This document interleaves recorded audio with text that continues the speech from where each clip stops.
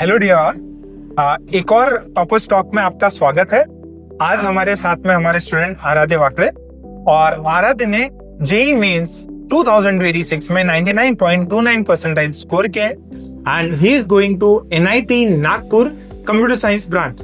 और first round में NIT allot हुआ है एंड एडवांस भी आराध्य ने क्रैक किया है, बट फाइनल उसका डिसीजन है कंप्यूटर साइंस और वो भी एनआईटी में। एंड आई गेस ये बच्चे जो फ्रीज भी करने वाला उस ऑप्शन को, फाइनल कॉलेज जो है डिस्क्रिप्शन में आ जाएगा। So first of all congratulations Aaradhya, you have achieved a great college, one of the top colleges and top branches. So Aaradhya, interview start करने से पहले आप अपने बारे में व्यूअर्स को थोड़ा बताइए। आप कहाँ से बिलोंग करते हैं, आपकी स्कूलिंग कहाँ से हुई, घर में पेरेंट्स के बारे में बताइए। मेरा नाम आराध्य नीलेश वाकड़े है। मैं बुल्ढाना डिस्ट्रिक्ट से हूँ। मैंने मेरी 10th क्लास सहकार विद्या मंदिर बुल्ढाना से की है। मेरे पूरे फैमिली में 6 मेंबर्स है। मेरे मम्मी, मेरे पापा, मेरी छोटी बहन, मेरी दादी और मेरे दादा।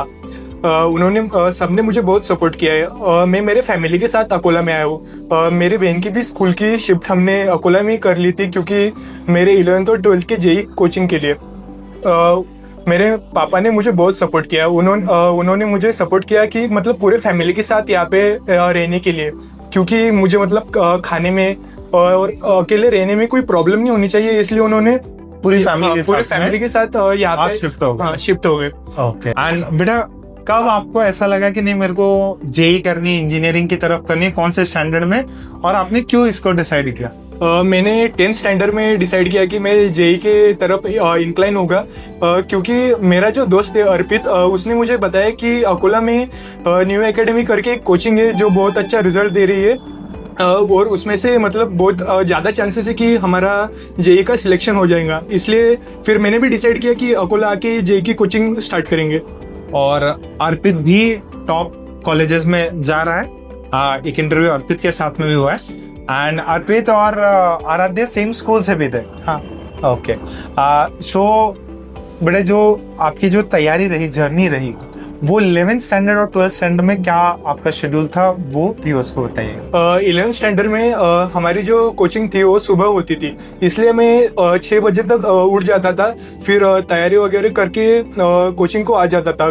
कोचिंग के बाद मैं घर पे जाने के बाद पहले खाना खाता था। उसके बाद मैं मतलब हाफ आवर पढ़ाई करता था, रिविजन करता था जो भी कोचिंग में सिखाया होगा।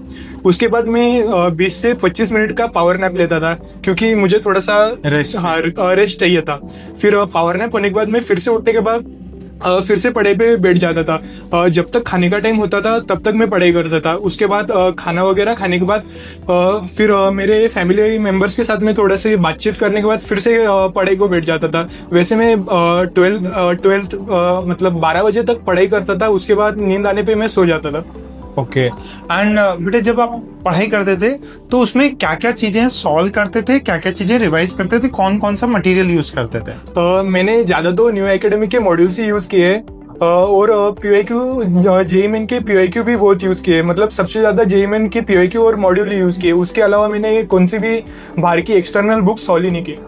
ओके। एंड केमिस्ट्री के लिए क्या क्या सॉल्व? केमिस्ट्री के लिए भी मैंने न्यू के मॉड्यूल ही सॉल्व किए और जेईई मेन की PYQ। ओके। एंड बेटा, ये जैसे ये जो 2 साल की जर्नी होती है, काफी अप्स एंड डाउन्स आते हैं, कभी स्कोर ज्यादा होता है, कभी कम भी होता है। तो उस सीन में आप कैसे अपने आप को संभालते थे या कैसे डील करते थे? बहुत बार मेरा स्कोर ऊपर और नीचे होता था।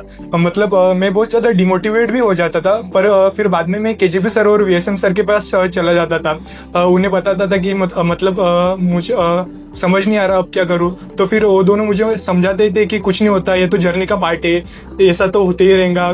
और इसके बाद मैं थोड़ा सा फिर से मोटिवेटेड फील करता था और फिर से मैं पढ़ाई पे स्कोप करने मतलब स्टार्ट कर लेता था।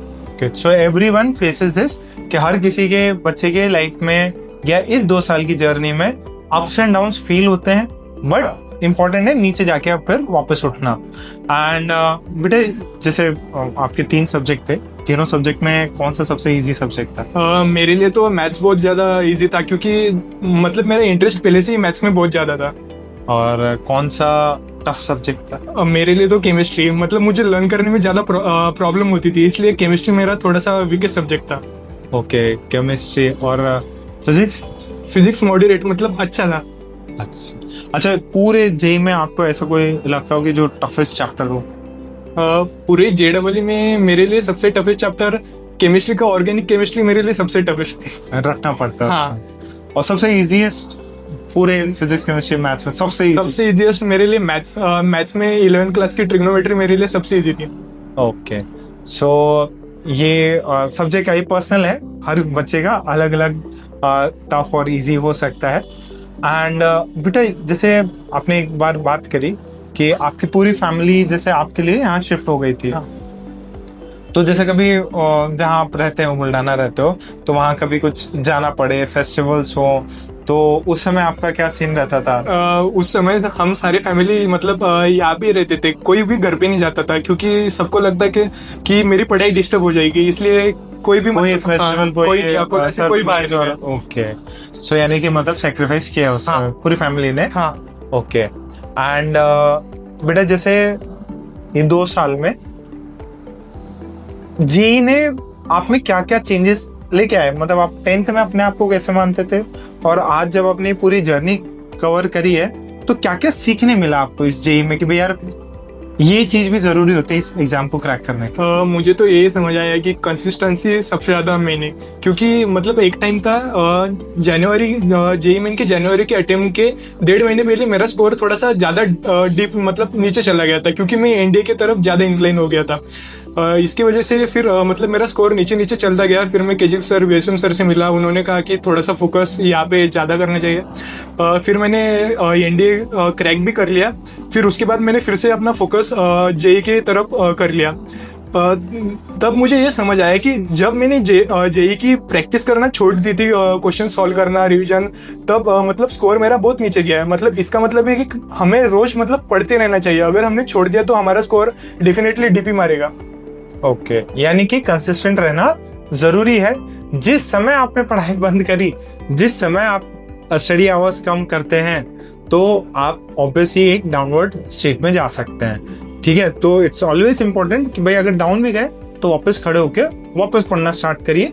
और जैसे ये बात भी इम्पोर्टेंट है कि आराध्य ने एनडीए एग्जाम क्रैक किया था एंड एसएसबी के लिए भी आप गए थे।